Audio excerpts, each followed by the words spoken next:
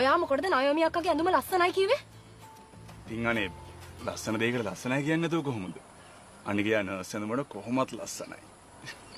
ආබුරු.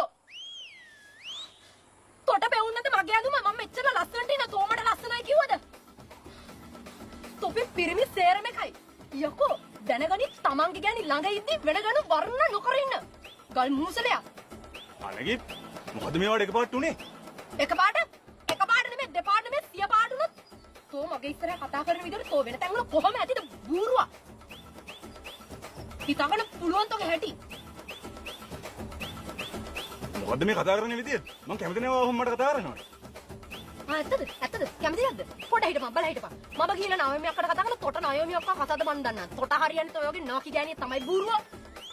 ඔයා ඉස්සෙල්ලා කතා කරපු විදිය දැන් කතා කරන විදිය සෑහෙන්න වෙනස් නේ. ඔයාලා මොකද්ද උනේ? ට්‍රැක් පැන්නද? ට්‍රැක් පැන්නද?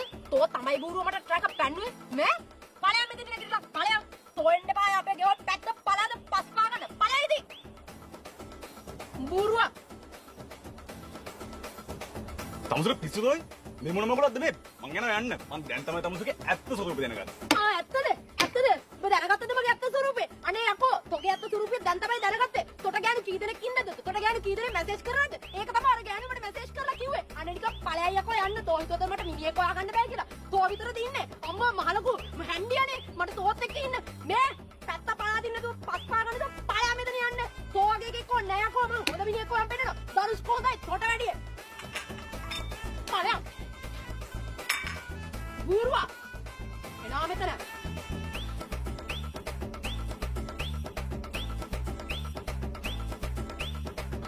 ගන් මූසලයා එනවා මෙතන.